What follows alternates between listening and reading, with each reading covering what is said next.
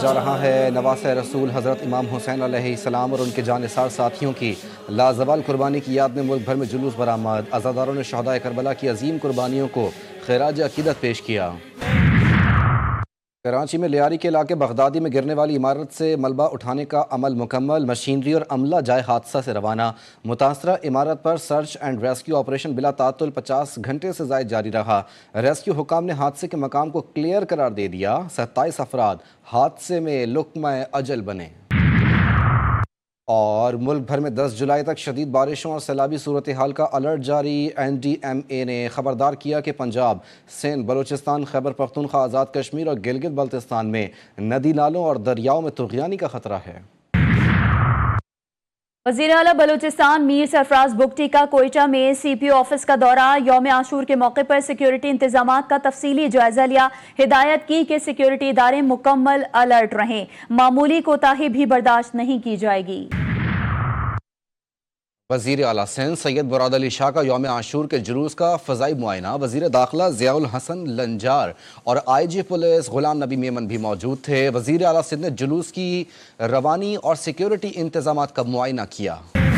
دشمن کی ہر سازش چکنا چور، ہر دھمکی پر ٹھوکر کی ضرب۔ سپریم لیڈر آیت اللہ خامنہئی کی جنگ کے بعد پہلی بار بلا خوف و خطر مجلس اعضاء میں شرکت۔ مجلس شب عاشور میں علماء کرام، عوام اور اعلیٰ حکومتی شخصیات بھی شریک۔ سپریم لیڈر نے مجلس میں بلا خوف و خطر شرکت کر کے دشمن کو پیغام دے دیا کہ ایران دھمکیوں سے مروب ہونے والا نہیں۔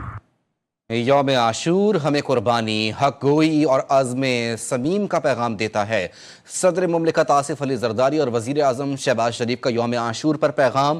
صدر آصف علی زرداری نے کہا، یہ دن نواسۂ رسول صلی اللہ علیہ وآلہ وسلم، ان کے جانثار رفقا کی شہادت کی یاد دلاتا ہے، باطل کے خلاف ایک ابدی جد و جہد کی علامت ہے۔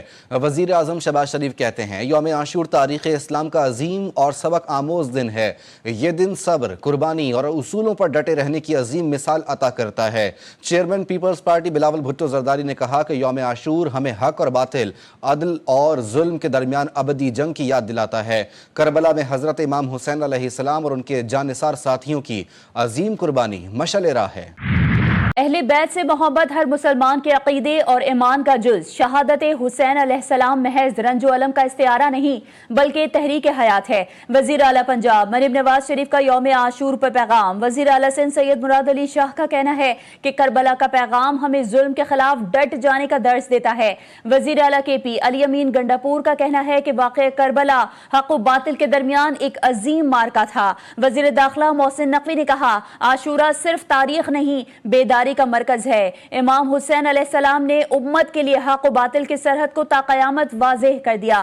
شرجیل نام میمن کہتے ہیں، شہادت امام حسین علیہ السلام ہمیں ہر دور کے یزیدی نظام کے سامنے ڈٹ جانے کا درس دیتی ہے۔ یوم عاشور جو ہے اس کو آبزرو کر رہے ہیں، اس کو دہرا رہے ہیں، اس قربانی کو جو ہے یاد کر رہے ہیں، لیکن جو قربانی جو ہے اپنے دین کے لیے، اپنی سرزمین کے لیے فلسطینی اس وقت دے رہے ہیں، غزہ کے لوگ جو مسلمان جو دے رہے ہیں، اس سے بڑی عظیم قربانی جو ہے 1400 سال میں کسی مسلمان نے کسی خطے کے اوپر دنیا میں نہیں دی۔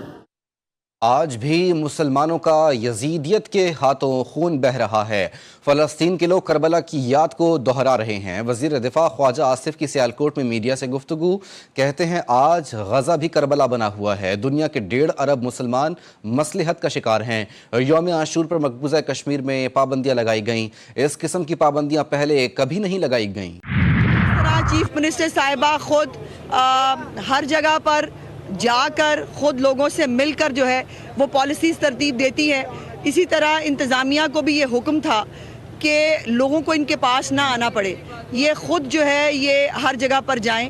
اور مجھے خوشی ہے یہ بتانے میں کہ پورے پنجاب میں اکراس دا بورڈ ہماری تمام انتظامیہ کے لوگ، RPOs ہوں، DPOs ہوں، DCOs ہوں، ACs ہوں، یہ سب خود لوگوں کے پاس چل کے گئے ہیں اور جا کر ان سے پوچھا ہے کہ ہمارے لیے کیا حکم ہے۔ वज़ीर इत्तलात पंजाब अज़मा बुखारी ने कहा है कि इमाम हुसैन अलैहिस्सलाम का पैगाम पूरी इंसानियत के ज़मीर की आवाज़ है।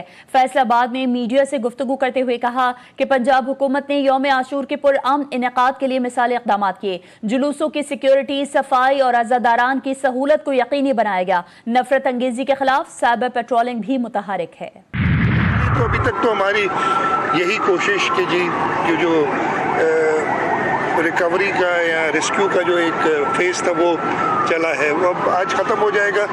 दूसरा मसला ये भी था कि 480 के ऊपर डेंजरस बिल्डिंग्स करार दी गई हैं, जिनमें कुछ बहुत पुरानी है और ज़्यादातर ये ओल्ड सिटी एरिया में, ज़्यादातर डिस्ट्रिक्ट साउथ में हैं। उनको असेस करके और उनके लिए कोई ऑल्टरनेट देखना। पूरी कोशिश की कि ज्यादा से ज्यादा जानें बचा सकें। लियारी में बिल्डिंग गिरने का वाकया बहुत अफसोसनाक है।